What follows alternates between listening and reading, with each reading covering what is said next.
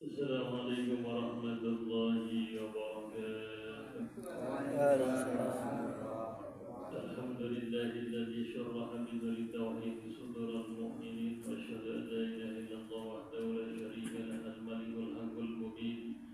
Wassalatu wassalamu ala sayyidina wa habibina wa syafi'ina wa maulana Muhammadin al-qa'il man yuridillahu bihi khairan yufaqihu fid-din wa ala alihi wa sahbihi wa tabi'ina lahum bi ihsanin ila yaumiddin. Amma ba'd. اللهم يسر لنا ولا تعسر علينا وقال رب اشرح لي صدري ويسر لي امري واحلل عقدة من لساني يفقهوا قولي. أعوذ بالله بسم الله الرحمن الرحيم. قال المؤلف رحمه الله تعالى ونفعنا به وبعلومه في الدارين آمين يا رب العالمين. أعوذ بالله من الشيطان الرجيم. Bismillahirrahmanirrahim. Lanjut bahasan daripada kitab Asbah wa Nadhair, karangan daripada Imam besar Syekh Imam Jalalain, daripada Syekh Jalaluddin As-Suyuti, pengarang kitab Tafsir Jalalain. Jadi di kitabnya Asbah wa Nadhair masih membahas tentang perkara niat. Summal litashri'i fil niyati nadhair wa dhabituha aqsam. Kata beliau di dalam kaidah yang awal, al-umur bi maqasidiha, segala perkara tergantung niat. Al-awwalu litashriqi fil niyat nadhair, bahwasanya di dalam niat itu terdapat sekutu, maksudnya bisa digabung. Jadi niat itu bisa digabung menjadi dua niatnya, maksud bukan hanya satu. Nadhair di dalam beberapa perincian. Wadhabituha aqsam, dan kita akan bahas tauhid pelanggarannya, meliputi berapa bagian. Al-awwalu ayyanuya ma'al ibadati ma laysa bi ibadah faqad yubtiluha. Kata beliau, al-awwal yang pertama, ayyanuya, apabila seseorang berniat ma'al ibadah, serta ibadah dengan ibadah yang bukan ibadah. Jadi yang pertama kata beliau, ada niat ibadah dibarengi niat yang bukan ibadah. Faqad yubtiluha, maka yang demikian membatalkan niat tersebut, atau bisa dikatakan haram. Apa kira-kira niat ibadah dibarengi dengan niat bukan ibadah? Kata beliau, wa yahduruni minhu surah, ada berbagai macam dari bahasa. Yang pertama, wa hiya ma iza zabaha udhiya lillahi wa li ghairi. Yang pertama kata beliau, niat ibadah dibarengi yang bukan ibadah. Ma iza zabaha, apabila orang menyembelih hewan kurban, andaikan hewan, andaikan apapun hewan, lillahi karena Allah, wa li ghairi, dan karena selain Allah. Contoh, dia menyembelih hewan kurban karena Allah, dan kurban buat apa gitu, jin, sesajen. Buat apa dengan pokoknya hal-hal yang bertentangan dengan syariat. Maka walaupun niatnya karena Allah, yubtiluha, maka hukumnya haram. Dikatakan kata beliau, maka katanya hukumnya haram. Niat ibadah karena Allah dibarengi dengan niat bukan karena, maksudnya niat yang Allah, nawaitu ma'alihin, nawaitu apa? Azbah zafatan minal udhiyah lillahi wa li ghairi. Sebenarnya yang niat selainnya apa nih Pak? Karena Allah dan karena berhala, karena Allah dan karena untuk sesajen. Kebanyakan begini. Jadi niatnya buat sesajen. Atau niatnya tambah bismillah. Ya nggak ngaruh kalau Badrul Syafi'i, ini masih banyak nih yang nggak ada apa masalah sembelihan ini nyambung ke sembelihan. Kalau tadi kan lillahi dan karena bukan li ghairi, maka yujibu dzabina, maka haram yang demikian. Itu banyak yang boleh saja yang kita bahas. Tetapi bukan berarti walaupun tidak baca bismillah, dengan bismillahirrahmanirrahim dibaca dia potong, karena malah bukan jadi sunnah atau bukan jadi makruh, bisa jadi haram. Bismillah ketika minum arak, bir, mau bir mabuk baca bismillah itu. Udah di mulut bismillahirrahmanirrahim, dia minum, habis minum dahaknya, kemudian atau apa? Ya alhamdulillah. Jadi parah ini bismillahnya. Kan baca bismillah. Bismillahnya halal. Kan niatnya bismillah. Digabung dengan perkara yang bukan Bismillah. bukan maksiat maksudnya. Tat, menanya nih. Kalau ritual gimana, Tat? Hah? Kalau ritual. Ya ritual saja nih haram lah. Ritual buat apa ini? Ritual apa? Ritual Nanti misalnya nih apa? Kalau kidul itu tuh. Kan suka di ini tuh kepala kebo atau kepala sapi. Iya itu namanya sesajen ya haram tentu lah. Kan tadi dia bilang lillahi wali ghairi. Jadi yang demikian ini yang bermasalah di dalam hukum. Nanti kita bahas bismillah ini, kita bahas sesajennya. Bagaimana bismillah tadi? Bismillah ketika minum arak, ya, tentu bismillah jadi atau sampai kemarin hafalan waktu hadiahnya Miras. Padahal ini bagus. Hafalan waktu cuma hafalannya, maksudnya hadiahnya Miras. Tat, itu yang haram perbuatannya atau jual sembelihnya termasuk Kan ini ada haram lidzati, ada haram karena zatnya. Karena zatnya apa? Babi karena zatnya. Apalagi haram karena ada haram karena pekerjaan. Haram itu macam-macam. Jadi ada haram karena zatnya. Ya babi haram karena zatnya. Bukan ada alasan mutlak. Ada haram karena fi'lul. Ya tadi pekerjaan tergantung. Jadi dia menjadi haram hal yang baik. Jadi penggabungannya ini kata beliau fakot itu walaupun yang awalnya bernilai ibadah disambung dengan hal yang berkaitan dengan ibadah maksiat maka jadi maksiat. Contoh bismillah sesuatu yang haram maka jadi jadi ada yang haram di zati, ada haram karena ghairi zati. Jadi ada haram karena zatnya atau selain daripada zat. Banyak kan? Oh kita ada usaha, ada yang usaha. Ya, usaha cari nafkah dengan cara judi online. Kalau maka bukan karena zatnya, karena caranya. Lebih tidak, bukan karena asal muasalnya adalah halal, karena jalannya jadi haram. Jadi nggak bisa digabung, nggak bisa gitu. Jadi Bismillah ketika minum haram. Bismillah mau zina, mau apa baca Bismillah dulu? Bismillahirrahmanirrahim. Dan mati saya mau nanya nih. Saya waktu kecil, ini mohon maaf nih. Dulu kan di kampung saya ada pohon beringin itu sesajen kan seperti kelapa muda, macam-macam itu. Kita bahas pelan-pelan. Iya. Pertanyaan ini berarti nyambung pertanyaan yang awal. Itu masih wajar dari tasrik yang musyrikan sesuatu cuma kepada Allah jadi bab musyrikan. Kita bahas ini saja dulu. Bismillahnya dulu. Termasuklah itu maknanya. Wahiyah ma'idah dzaba dia. Jadi apa namanya bismillah dibalik sunnah atau mubah jadi sunnah ketika mau berangkat kerja, mau ngaji, mau apa lagi bismillah, mau baca Quran jadi bismillah, baca kitab tidak jadi bismillah, atau melakukan hal-hal yang baik maka jadi sunnah akan bismillah tersebut. Jadi nggak selalu bismillah itu hukumnya malah wajib.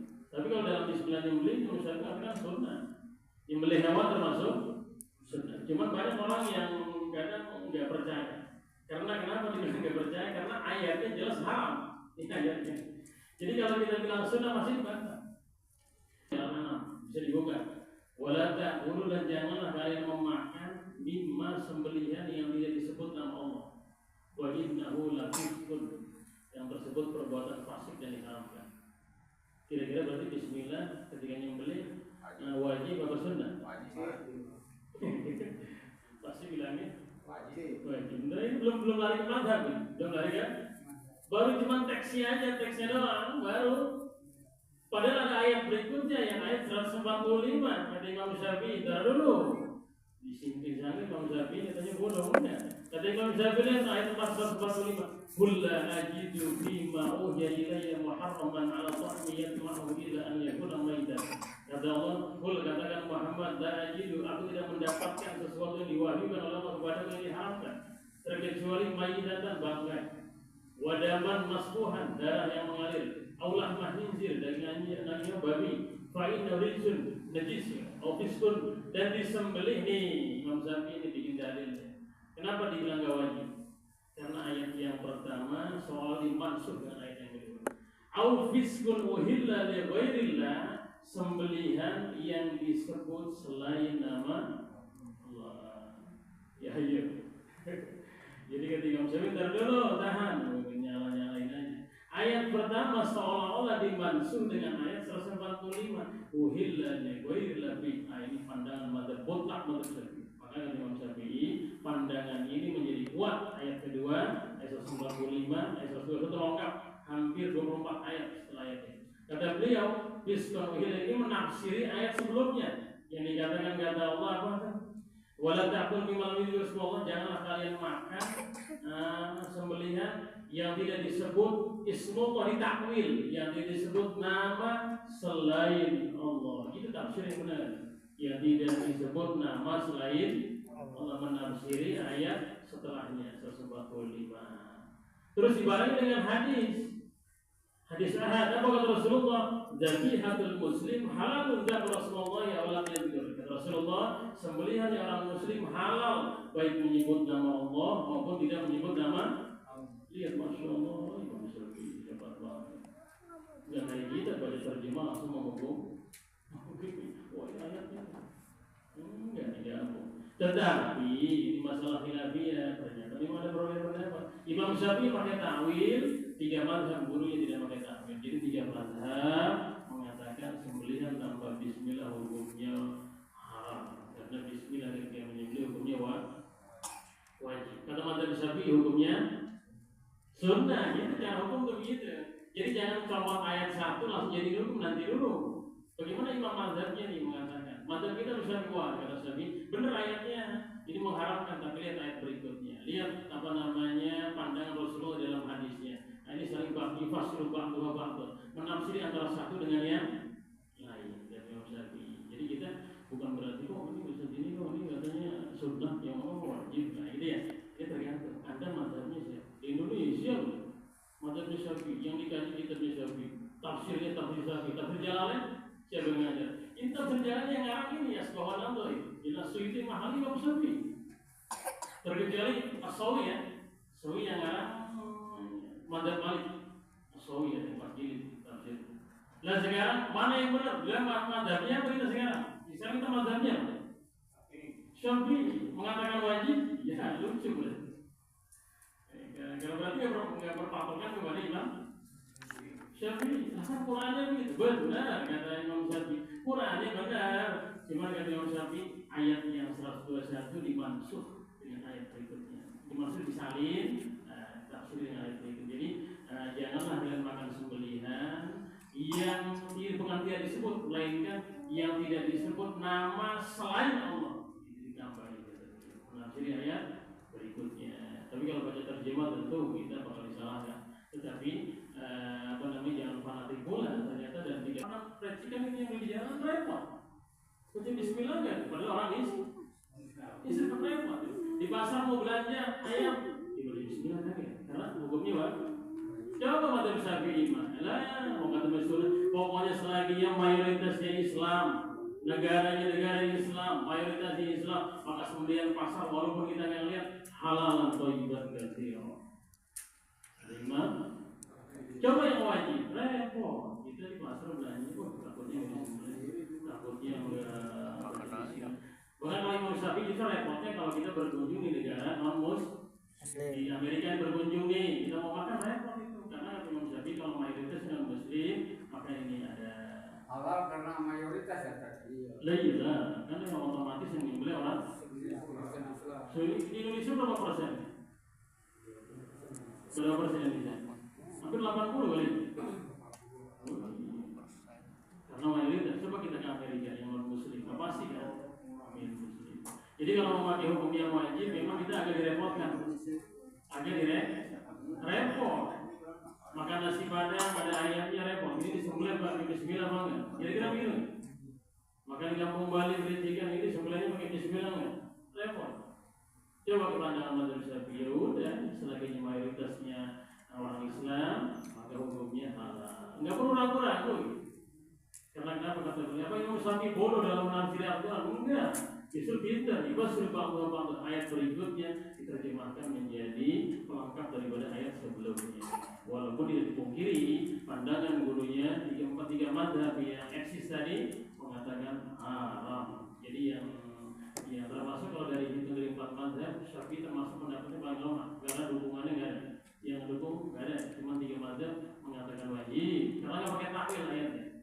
Udah mutlak.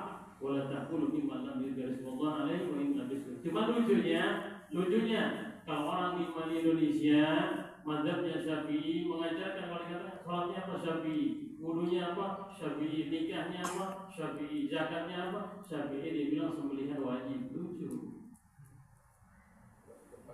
Padahal mazhabnya Syafi'i udah itu mutlak, mau siapa mau silakan. Mau siapa mau kiai ustaz yang bilang wajib, kita bingung. Salatnya apa Syafi'i, wudunya Syafi'i, zakatnya Syafi'i, puasanya Syafi'i. Bahkan megang istri pun batal nggak kita megang istri? Batal, Hanafinya batal. Nah, itu jadi harus ada ilmunya. Makanya biar nggak bingung nih. Yang jelas sama hukum itu bingung dia. Oh ternyata yang tepat. Kalau kita baca Syafi'i berarti. Kalau orang ada yang menyampaikan di Indonesia yang menyampaikan dia wajib, berarti kita tanda tanya nih dia hidupnya di mana? Jadi kan kita yang kita gaji pesantren dari ujung Jawa sampai ujung lagi timur ke barat nih, dari Surabaya sampai Serang kali Syafi'i semua, Lirboyo, Pelosok, Gontor, apalagi Langitan di Cirebon, Rakyat, Rakyat mau ya, Yogyakarta, King Munawir, di Cirebon, Kempek, Buntet, di sini Abu Yazid, semuanya bermadzhab Syafi'i dan kitabnya sama. Ya, jadi lucu kalau yang mengatakan mazhab Syafi'i mengatakan sembelihan hewan tanpa bismillah dihukumi haram. Jadi itu ya. Kalau ada yang menyampaikan, ya berarti bukannya salah, tapi salah koridor, salah tempat. Tetapi bukan berarti mutlak salah. Benar. Kalau dihitung dari mayoritas, tentu mazhab Syafi'i pendapatnya lemah, kalah dengan 3 mazhab yang lain karena mayoritas dari 4 mazhab mengatakan wajib. Berarti Syafi'i termasuk minoritas. Karena cuma hanya Syafi'i yang berani mengatakan sunnah. Jelas ya? Jadi nggak perlu bingung.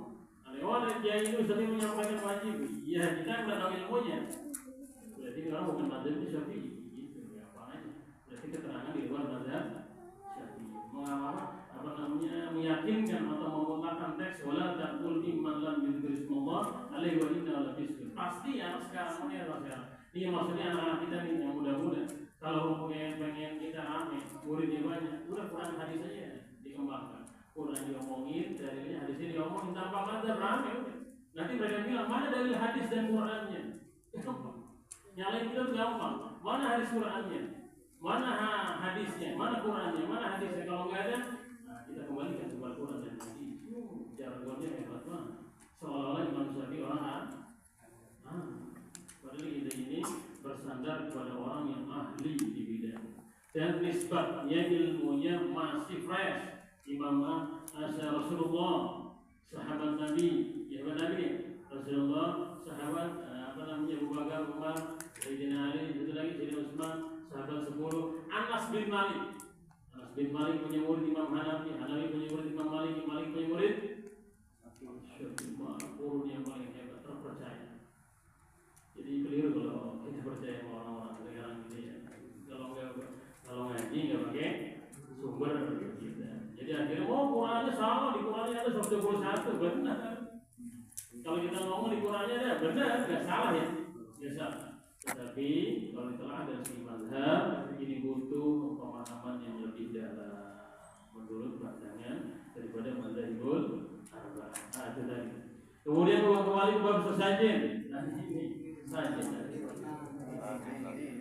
Bagaimana hukum buah sesajen dong? Sesajen. Kata dia kalau kita bi'anu thalib ini man dzabaha taqarruban. Man dzabaha taqarruban lillahi ta'ala bi syarril jin'an lam yahrum. Contohnya ada orang rumahnya ada di kejadian daerah pulau. Satu rumah gila semua. Satu rumah gila semua. Pokoknya yang nempatin rumah itu pasti gila. Kejadian nyata. Saya termasuk di saksi. Itu rumah kalau ditempati perlahan nambah hari bulan tahun. Gila ya. Pokoknya semua yang dia tadinya normal dia stres di rumah, nggak tahu karena apa sebabnya nggak normal. Siapapun yang duduk tidur di situ itu berapa hari langsung hilang. Akhirnya dia panggil kiai, kata kiai, dah sembelih kambing. Emang kenapa? Bisa jadi ada jin yang jahat di dalamnya. Kata di sini mandaba takurban, disembelih ya, disembelih tak potong, selamatan, dibacain rawi, dibacain syuh, dimakan barang-barang, memang gak dibuang. Tetapi nyembelihnya begini, ya Allah aku nyembelih kambing ini karenamu ya Allah, dan karena menolak kejahatan jin. Apa hukumnya? Lam yahrum, yang demikian gak haram. Nah, ini bahasan begini dari kan ini. Jadi kalau sembelihan diniatkan karena takwa kepada Allah dan menolak kejahatan jin, boleh. Ya, ini boleh, nggak haram. Tapi au bikostihi, ada yang memang sengaja memuliakan jin tadi, ada seperti tadi gunung kawi, gunung apa tadi, gunung kidul, harum haram. Ya, wadhabihatuhu mayyitatan, bahkan sembelihannya menjadi bangkai, walaupun membaca bismillah. Jadi pahami ya? Jadi kalau karena menolak kejahatan karena Allah dan menolak kejahatan jin, hukumnya masih boleh. Aku bikosti, kalau saja jin takut kita nih. Wah terjadi begini takut. Memuliakan jin, menghormati jin, bikin saja segala macam, ditaruh di gunung, ditaruh di mana tempat sampah, ditaruh di dapur, kalau orang hajat juga deh. Yang begitu. Ini ada kemungkinan wasol dan jihad ini termasuk haram. Bahkan ilmu wasol dan takarub wal ibadah lil jin, andai kan kita bermaksud mendekatkan diri takut, memuliakan jin, kafar jadi kufur. Perbuatan yang musyrik yang begini. Kira-kira orang kalau sesajen tujuannya apa? Sesajen Biar kaya. Di Gunung Kidul, di laut selatan bagaimana? Potong di Jawa ada, ya, potong sapi, kepalanya dibuang ke laut. Iya, tergantung niatnya. Kan innama a'malu Biniat. gitu ya. Kalau niatnya ya Allah saya buang ini kepala, bukan buat ratu gitu ya Allah, buat ikan sedekah laut. Bisa kan gitu? Iya, makanya kiai Jawa itu dengan adatnya tradisinya ada banyak. Jadi bukan mentang-mentang wah ini kelakuan melenceng. Ayo berantas sama enggak? Santai gitu. Pahaminya begitu aja, nggak apa-apa buang laut buat sedekah. Yang penting niatnya. Kalau perlahan lama-lama dia dari ilmu agama baru paham baru masalah. Jadi nggak buru-buru, kafir musyrik berantem. Karena sudah ada. Jadi niatnya begitu. Ayo kita potong kambing, ya nggak apa-apa, niatin Bismillah dan menjauhkan daripada kejahatan jin. Dibuang kepalanya kan, kepala sapi udah. Niatkan ya semuanya buat sodako ikan dia. Itu orang harus begitu, jadi nggak bisa nyerang adat, karena adat itu mau kamar. Kalau diserang buru-buru, bahaya. Benar? Lihat di Sunan Kalijaga masuk ke tanah Jawa, wayang dari wayang masuk Islam, wayang dulu, begitu pelan-pelan adatnya. Kalau gitu, jadi nggak buru-buru, woi haram nih, nah, ini berantem nih, repot. Iya. Kalau kepala kebo yang dikubur bagaimana? Nah, iya, termasuk ada niat idha'atul mal, menyia-nyiakan mal. Satu pertama haramnya karena menyia-nyiakan harta ada mubadir. Takdir ya kira-kira? Takdir ya kira-kira kalau dikubur? Bisa diniatinya buat cacing. Bisa gitu ya? Bisa gitu. Ya kira-kira masuk akal ya kalau buat cacing di tanah. Mendingan ngasih tetangga. Niatnya supaya tidak terjadi apa-apa di perusahaan itu. Iya, maksudnya tapi dari awal ngomong yang penting jangan mutlak takarrub ibadah kepada jin. Takarrub ya takut gitu. Memuliakan jin, kalau ntar begini jangan. Tapi malahnya dikubur, dagingnya dibagi juga. Iya, jadi kepalanya niatnya apa dikuburnya nih? Kalau dikuburnya buat cacing masuk akal nggak? Kalau di laut masuk akal? Ini karena takut terjadi lagi. Ya itu bisa kubur lah, bisa. Karena tak harus izin namanya itu terlalu Ya intinya itu terjadi takut kejadian lagi. Iya, berarti balik bukan takarub, berarti lebih ke arah jin. Iya. Makanya bahaya bisa kufur lah. Bisa musyrik kalau kufur. Masih mending ke laut. Memang awalnya mah semua juga begitu. Tapi kalau dipendam di tanah ini nggak masuk akal. Alasan masa cacing. Tapi habis dikubur tidak terjadi apa-apa. Lah emang ini, kalau ini, saya punya cerita nih yang ini. Saya pernah cerita. Saya pernah di kampung orang jaga desel nih. Jaga desel dan tolong misalkan mau kemana namanya bukan baca rawi, membaca syekh yang baca alhamdulillahirabbil alamin wassalatu wassalamu ala sayyidina Muhammad SAW. Biasa baca langgam Jawa di desel ini emang nggak masuk akal. Masa baca di tempat-tempat nggak masuk akal. Itu si Sohibul Bait, bisa saya potong saya potong ayamnya, darahnya dia tetesin di deselnya itu. Awalnya nggak apa-apa, awalnya asal mulanya gitu diturutin. Akhirnya pas tahun depan dia cuma selamatan nggak pakai darah, itu desel mati mulu. Gak nyala. Kalau nyala dia mati lagi, kalau nyala dia mati. Udah begini kayak main-main nih. Ditaruh lagi darahnya baru hidup terus. Ini jangan diterusin, karena memang begitu kebiasaan jin itu kepengennya diumpan. Kalau udah kebiasaan lanjut, kalau biasa ngubur atau nyembelih kambing atau nyembelih sapi, buat itu otomatis kebiasaan. Itu umum biasanya mencelakai. Jadi jinnya kolokan. Lah iya dong, gitu kepengen. Umum dia beda. Makanya di kitab Ta'aruf kita Ibnu Katsir tafsir halaman berapa saya lupa. Dulu jin itu kalau ketemu manusia takut. Dulu jin ketemu manusia takut. Semenjak dia tahu manusia takut sama jin, akhirnya dia berani. Sekarang, dulu kalau jin ketemu manusia takut. Sekarang manusia dikit-dikit mendengar suara jatuh aja disangka jin, maka dia lebih berani. Manusia, gitu. Jadi benar ya, yang berani malah dia yang takut. Kalau kita takut dia yang berani. Jangan katanya. Jadi kan di sini fama ya Quran dan ramil sama seperti kelakson di tempat-tempat sepi, di kuburan tintin, di jembatan tintin. Apa maksudnya? Maksudnya apa kira-kira? Ngehormatin. Istilahnya takut kayak Numpang lewat. Kan sering gitu ya, jalan-jalan sepi. Klakson tintin, punten kata gini lah takut sama gua kan. Terus kalau kita pakai logika, Jurig. emang jin takut klakson? kalau uang air kecil itu kan harus gedehem dulu. Ya biar apa maksudnya, biar nggak kencing. Ada yang benar ya kalau mau kencing baca Bismillah. Kamar mandi Allah mandi yang Allah punya hukum.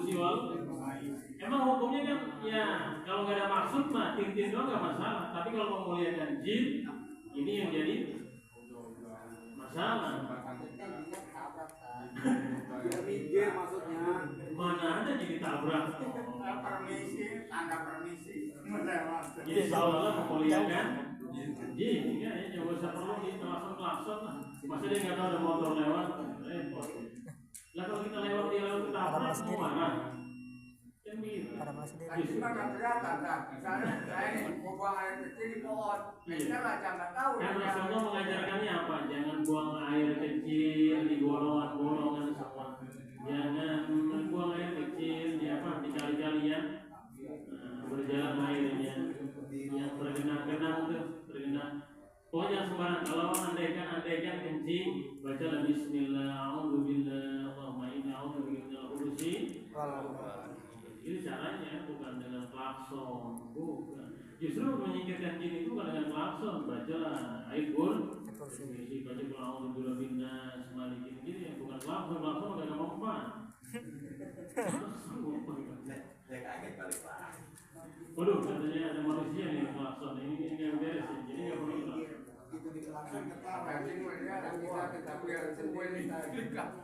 Iya justru ini karena ketakutan jadi seolah memuliakan jin. Akhirnya karena zonnya jelek terjadi begitu, makanya karena Allah karena saya ini tergantung ilmu kamu. Maka zon yang baik, maka jangan percaya seperti apa ya Quran min ramil apa nih khubza fil bahri, seperti orang melempar ke laut di toiril ma'i wasalam lam yahrum. Jadi kalau mau makan apa namanya ngasih makan roti daging ke tujuannya buat sodako lah yahrum maka nggak masalah. Walaupun ada uji korban ada harganya di anak korban karena yang demikian adalah sodako. Jadi kalau kelasan nggak perlu banyak. Ya jadi nggak perlu lagi kelasan tintin nggak lewat. Nah yang benar mah baca a'udzubillahi minasyaitonirrajim. Bismillahirrahmanirrahim. Kemudian yang tadi bahasan tadi minum bir baju bismillah atau kerja di pabrik-pabrik maksiat, di diskoni, tidak haram itu. Kerja di gereja, membangun gereja, jadi tukang sapu di gereja, haram begitu. Kalau mazhab Syafi'i kalau mazhab Syafi'i haram, tetap ya. Mana di maksiat, ya. Ta'awanu 'alal birri wat taqwa wa la ta'awanu 'alal ismi wal 'udwan. Karena yang Syafi'i kan gitu kerja di pabrik kan karena kerja, berarti ngejabla itu halal. Profesi kan kerja. Kalau darinya kan kerja. Berarti maling pun profesi kerja. Kalau tarikannya kan kerja. Gak nyambung kan. Jadi kalau kerja di tempat maksiat, apapun maksiatnya kayak tadi pabrik di tetap hakikannya mana di maksiat itu bisa dikatakan. Kata beliau ya maksudnya. Tetapi ada lagi pandangan yang mengatakan boleh ada Imam Hanafi. Cuma ini jangan juga terlalu jadi patokan. Sebenarnya nggak laku di utara-utara. Kata Imam Hanafi. Kalau tujuannya ujroh, kata beliau kerja di tukang sapu gereja sah. Jadi kuli bangunan di gereja sah. Yang penting tujuannya bukan membangun tapi duit dari nafkah jadi saya sampaikan tapi buat anak istri. Ya ini jangan jadi itu darurat. Kalau mazhab Syafi'i kata jangan begitu. Mazhab Syafi'i pokoknya kerja di pabrik-pabrik yang nggak jelas ekspor segala macam mau sapam mau yang lainnya termasuk. Nah kalau di bank kira-kira haram apa halal? Ini repot nih. Bang ini bang.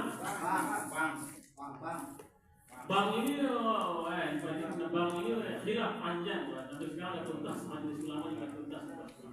Ada yang mengatakan haram secara mutlak, ada yang mengatakan haram terkecuali darurat, ada yang mengatakan mubah boleh, ada yang mengatakan subhan bunga bang. Karena kenapa sekarang kita nggak bisa lari dari bang. Coba kita mau cek pakai dana, pakai oppo, pakai apa lagi, transfer bank. Bahkan haji aja pakai bunga haji. Dana cicilan haji pakai apa? Bank. Cuma mau larinya. Jadi ada yang mengatakan, wah ini haram secara mutlak ya dulu. Hukumnya masih gelap. Sampai detik ini hukum bank belum rapi. Nggak ada yang mengatakan haram secara mutlak atau termasuk riba. Ada yang mengatakan haram termasuk darurat. Ada yang mengatakan halal yang ribanya itu termasuk riba. Ada yang mengatakan subhat karena nggak jelas.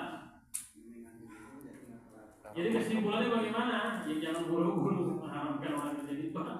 Tahan dulu. Kalau selagi belum punya kerjaan yang terbaik, tetaplah kerja. Ntar kalau kemarin terbaik, baru cari yang itu aja tengah-tengah. Jadi nggak bisa menjudge wah kerja di bank haram. Ntar dulu. Padahal kita nyimpan uang di bank. Di sini ada yang nggak nyimpan uang di bank. Saya punya rekening bank walaupun isinya nggak ada. Isinya menol loh. Kadang-kadang buat transfer aja kan. Coba misalnya nggak ada yang nggak bisa berkaitan dengan bank. Ada kiai sejak kejadian pondok nggak punya uang, darurat pinjam di bank, pakai gade apa, pakai jaminan tanah. Dia bangun banknya. Awalnya dibilang pinjam di bank haram, jika ditanya polsek pergi itu sekarang pinjam di bank darurat. Darurat.